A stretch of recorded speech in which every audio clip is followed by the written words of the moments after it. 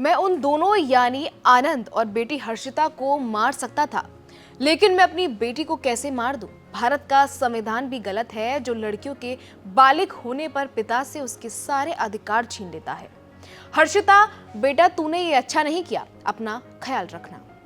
ये आखिरी शब्द हैं उस पिता के जिसने अपनी जान लेने से पहले अपनी बेटी और उसके प्रेमी के लिए लिखी थी।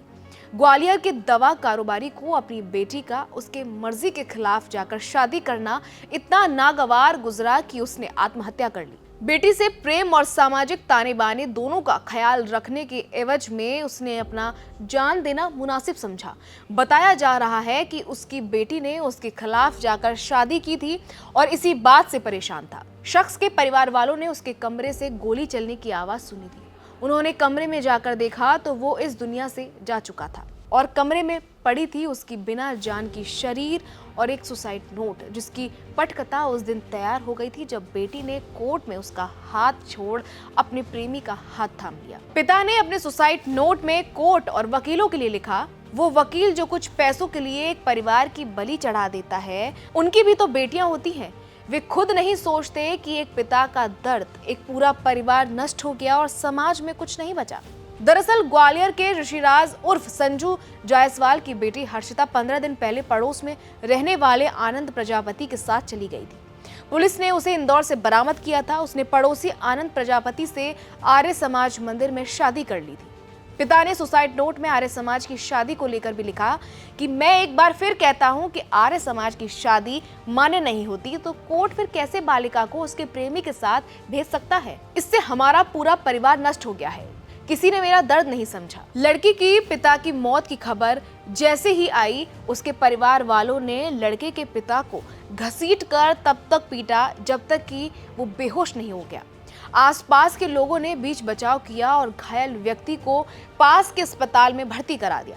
आपको बता दें कि पुलिस ने कथित तौर पर आत्महत्या और उसके बाद हुए हमले की जांच शुरू कर दी है और आगे की कार्रवाई में लग गई है।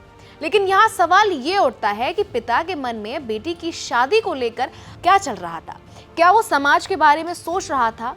बेटी ने अपनी मर्जी से शादी कर ली तो समाज क्या कहेगा, या फिर उसकी खुद की ये सोच थी कि बेटी को उसकी मर्जी से ही शादी करनी चाहिए थी, इसलिए बेटी का निर्णय सही नहीं था?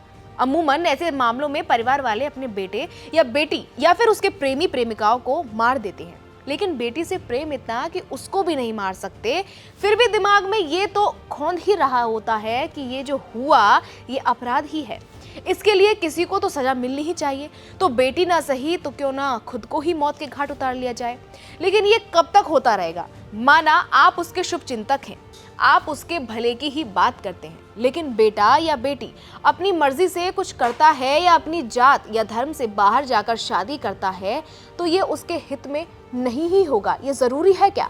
और अगर आपकी मान भी ले तो आप इस बात की कितनी गारंटी लेते हैं कि उसका जीवन आपके फैसले से सुखमय ही होगा?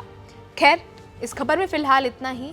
आप इसको लेकर क्या सोचते हैं जरूर बताइएगा। बाकी तमाम खबरों को जानने के लिए देखते रहिए एबीपी लाइव। ये खबर लेकर आए थे हमारे साथी साहिल राज और मैं थी आपके साथ खुशी चौधरी।